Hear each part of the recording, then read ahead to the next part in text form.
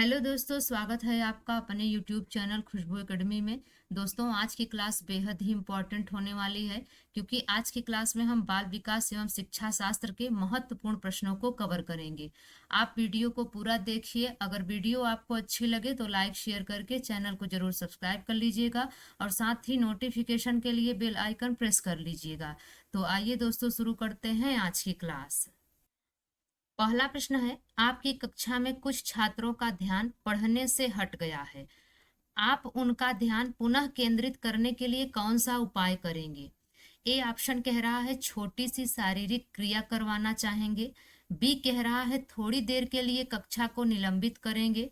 सी कह रहा है बच्चों को ध्यान लगाने के लिए कहना। डी कह रहा है कक्षा को खेल के लिए भेजना। तो आपकी कक्षा के कुछ छात्रों का ध्यान पढ़ने से हट गया है, तो क्या करना चाहिए? तो यहाँ पर दोस्तों राइट आंसर हो जाएगा सी, बच्चों को ध्यान लगाने के लिए कहना चाहिए। अगला प्रश्न है, जब अध्यापक प्रथम बार कक्ष में प्रवेश करे तो उसे बात करनी चाहिए। ए ऑप्शन कह रहा है विद्यालय भवन के बारे में। बी कह रहा है विद्यालय के प्रधानाध्यापक के बारे में। सी कह रहा है पाठ्य पुस्तक के बारे में। डी कह रहा है अपने एवं छात्रों के बारे में। तो जब अध्यापक प्रथम बार कक्ष में प्रवेश करे तो उसे चाहिए कि वह अपने और छात्रों के बारे में बातें करे। डी ऑप्शन बिल्कुल राइट हो जाएगा। अगला प्रश्न है, महात्मा गांधी द्वारा चलाई गई शिक्षा की प्रणाली जानी जाती है। तो यहाँ पर दोस्तों राइट आंसर हो जाएगा ए, बुनियादी शिक्षा प्रणाली के नाम से। महात्मा गांधी द्वारा चलाई गई शिक्षा प्रणाली को बुनियादी शिक्षा प्रणाली के नाम से भी जाना जाता है। अगला प्रश्न है, अध्यापक का कौन सा कार्य उपयुक्त अधिगम वातावरण बनाने में मदद नहीं करता है? ए ऑप्शन कह रहा है बच्चों को सुरक्षा का भाव देना। बी कह रहा है बच्चों को स्वतंत्रता का भाव देना। सी कह रहा है बच्चों को अन्य बच्चों की आलोचना करने देना। और डी कह रहा है बच्चों को निर्भय बनाना। तो यहाँ पर दोस्तों राइट आंसर हो जाएगा सी, बच्चों को अन्य बच्चों की आलोचना करने देना। अगला प्रश्न है, निम्न में से कौन सा छात्रों के पलायन का कारण नहीं होता है? ए ऑप्शन कह रहा है अरुचिकर विद्यालयी कार्यक्रम। बी कह रहा है अध्यापक का पक्षपातपूर्ण व्यवहार। सी कह रहा है बहुत अधिक गृह कार्य। और डी कह रहा है बहुत अधिक छुट्टियां। तो छात्रों के पलायन का कारण नहीं होता है, यहाँ पर दोस्तों राइट आंसर हो जाएगा डी, बहुत अधिक छुट्टियां। अगला प्रश्न है, जब अध्यापक एक छात्र को सफलता का एहसास कराता है तो वह उपयोग कर रहा होता है। किसका कर रहा होता है?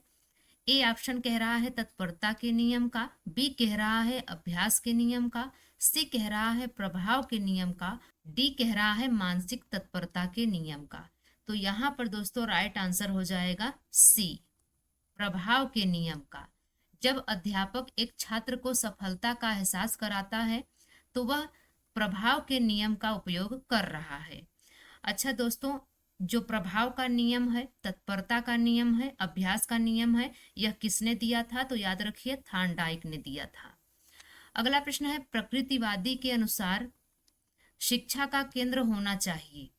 ए ऑप्शन कह रहा है अध्यापक। बी कह रहा है बालक। सी कह रहा है पाठ्यक्रम। और डी कह रहा है उपरोक्त में से कोई नहीं।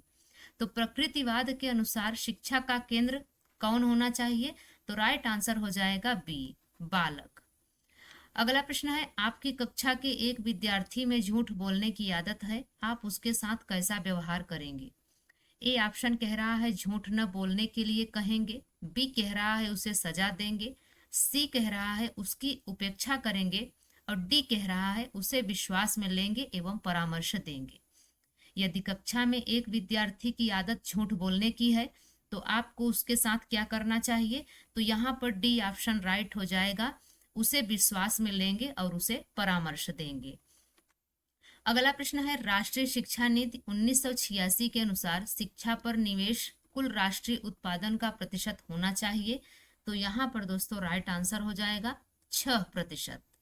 अगला प्रश्न कह रहा है, स्कूल प्रशासन कमजोर बच्चों के लिए आयोजित अतिरिक्त कक्षाओं में से कुछ आपको आवंटित करता है। एक अध्यापक के रूप में आपकी क्या प्रतिक्रिया होगी? तो यहाँ पर अगर हम ऑप्शन को देखें तो ए ऑप्शन कह रहा है प्रतिवाद करेंगे और कक्षा नहीं लेंगे। बी कह रहा है निर्णय के पुनर्विचार का आग्रह करेंगे। सी कह रहा है विद्यार्थियों से कहेंगे कि वे स्वयं तैयारी करें। और डी कह रहा है इसे अपने दायित्व के रूप में स्वीकार करेंगे। स्कूल प्रशासन कमजोर बच्चों के लिए आयोजित अतिरिक्त कक्षाओं में से कुछ आपको आवंटित करता है, आपको देता है। तो एक अध्यापक के रूप में आपकी प्रतिक्रिया होनी चाहिए कि आप इसे अपने दायित्व के रूप में स्वीकार करेंगे। डी ऑप्शन बिल्कुल राइट हो जाएगा। अगला प्रश्न है शिक्षण कार्य प्रारंभ करने से पूर्व शिक्षक को क्या करना चाहिए। ए ऑप्शन कह रहा है छात्रों को खड़ा करना चाहिए। बी कह रहा है छात्रों को मानसिक रूप से तैयार करना चाहिए। सी कह रहा है श्यामपट्ट को साफ करना चाहिए। और डी कह रहा है छात्रों को चुप रहने के लिए कहना चाहिए।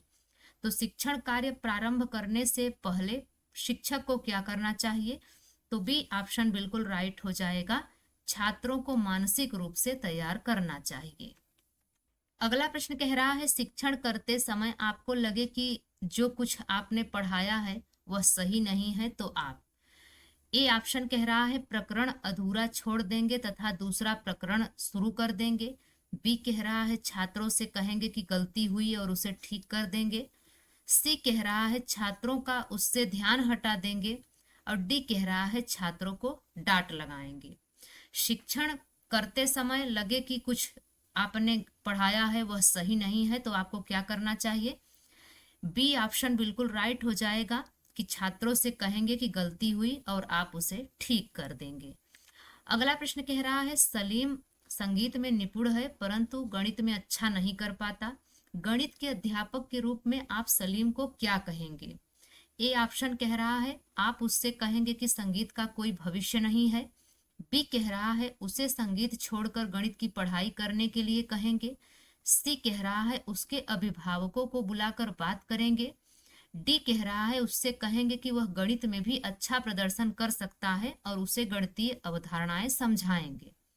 यदि सलीम नाम का लड़का है और वह संगीत में निपुण है परंतु वह गणित नहीं कर पाता है अच्छे से, तो गणित के अध्यापक के रूप में करना चाहिए उसके साथ ये कि उसको कहना चाहिए कि आप गणित में भी अच्छा प्रदर्शन कर सकते हो, उसे गणितीय अवधारणा समझाएंगे। अगला प्रश्न है प्रतिभावान बालक की पहचान अवलोकन द्वारा नहीं की जा सकती क्योंकि। तो यहाँ पर दोस्तों राइट आंसर हो जाएगा ए, अवलोकन वस्तुनिष्ठ तकनीक नहीं है। अगला प्रश्न है एक लंबे व्याख्यान को देते हुए अध्यापक को। तो यहाँ पर दोस्तों अगर हम देखें ए ऑप्शन कह रहा है बीच में विराम लेना चाहिए। बी कह रहा है लगातार बोलना चाहिए। सी कह रहा है बीच में प्रश्न पूछने चाहिए। और डी कह रहा है अपनी भाव भंगिमा बदलना चाहिए। तो एक लंबे व्याख्यान को देते हुए अध्यापक को क्या करना चाहिए। तो यहाँ पर दोस्तों राइट आंसर हो जाएगा ए, बीच में विराम लेना चाहिए। अगला प्रश्न है आपकी कक्षा की एक लड़की की रुचि स्पोर्ट्स में है और वह स्पोर्ट्स में अपने करियर को बढ़ाना चाहती है तो आप उसे क्या परामर्श देंगे। ए ऑप्शन कह रहा है लड़कियों का खेल जगत में कोई भविष्य नहीं है। बी कह रहा है उसे अपनी आकांक्षा की पूर्ति हेतु कठोर परिश्रम करना चाहिए। सी कह रहा है उसे सिर्फ पढ़ाई में ध्यान लगाने को कहेंगे। डी कह रहा है लड़कियां खेलों में उत्कृष्ट नहीं कर सकती क्योंकि वे शारीरिक रूप से कमजोर होती हैं। तो यदि एक लड़की है जो कि उसकी रुचि स्पोर्ट्स में है और वो स्पोर्ट्स में अपना करियर बनाना चाहती है तो आप उसे क्या परामर्श देंगे। तो यहाँ पर दोस्तों राइट आंसर हो जाएगा बी, उसे अपनी आकांक्षा की पूर्ति हेतु कठोर परिश्रम करना चाहिए। अगला प्रश्न है बुद्धि के लिए कौन सा कथन सत्य नहीं है। ए ऑप्शन कह रहा है बुद्धि सीखने की योग्यता है। बी कह रहा है बुद्धि समस्या हल करने की योग्यता है। सी कह रहा है बुद्धि परिश्रम की योग्यता है। और डी कह रहा है बुद्धि नवीन परिस्थिति के साथ अनुकूलन करने की योग्यता है। तो बुद्धि के लिए यहाँ पर कौन सा कथन सत्य नहीं है वही बताना है। तो यहाँ पर दोस्तों राइट आंसर हो जाएगा सी, बुद्धि परिश्रम करने की योग्यता है। अगला प्रश्न है वस्तुओं को क्रम से जमाने की क्षमता बालक में विकसित होती है जब वह किस अवस्था में होता है। क्या वह इंद्रिय गति अवस्था में होता है तब ऐसा करता है, या पूर्व क्रिया अवस्था में होता है तब करता है, या फिर मूर्त क्रिया अवस्था में हो तब ऐसा कार्य करता है, या डी ऑप्शन कह रहा है औपचारिक क्रिया में करता है। तो यहाँ पर दोस्तों राइट आंसर हो जाएगा बी।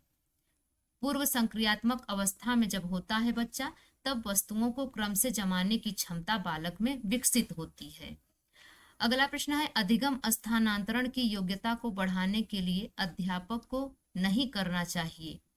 ए ऑप्शन कह रहा है स्वक्रिया को प्रोत्साहित करना, बी कह रहा है रटने की प्रवृत्ति को प्रोत्साहित करना, सी कह रहा है सूझ द्वारा सीखने का विकास करना, और डी कह रहा है सामान्यीकरण पर बल देना। अधिगम स्थानांतरण की योग्यता बढ़ाने के लिए एक अध्यापक को नहीं करना चाहिए। तो यहाँ पर दोस्तों राइट आंसर हो जाएगा बी, रटने की प्रवृत्ति को प्रोत्साहित करना। अगला प्रश्न है, जब कोई बच्चा किसी शब्द का गलत उच्चारण करता है तो आप क्या करेंगे। ए ऑप्शन कह रहा है कहेंगे कि ऐसे मत बोलो, बी कह रहा है शुद्ध उच्चारण बताएंगे, सी कह रहा है गलत उच्चारण के लिए उसे डांटेंगे, डी कह रहा है ध्यान नहीं देंगे। तो जब कोई बच्चा है और किसी शब्द का गलत उच्चारण करता है तो क्या करना चाहिए। तो यहाँ पर दोस्तों राइट आंसर हो जाएगा बी, शुद्ध उच्चारण बताएंगे। तो दोस्तों ये रही आज की हमारी पैडागॉजी की क्लास। यह क्लास आपको कैसी लगी आप कमेंट्स में जरूर बताइएगा। अगर यह क्लास आपको पसंद आई हो, आपके लिए हेल्पफुल रही हो, तो आप लाइक शेयर करके चैनल को जरूर सब्सक्राइब कर लीजिएगा। इस चैनल से आपको मदद मिलेगी। तो मिलते हैं अगली वीडियो में, तब तक के लिए बाय एंड टेक केयर।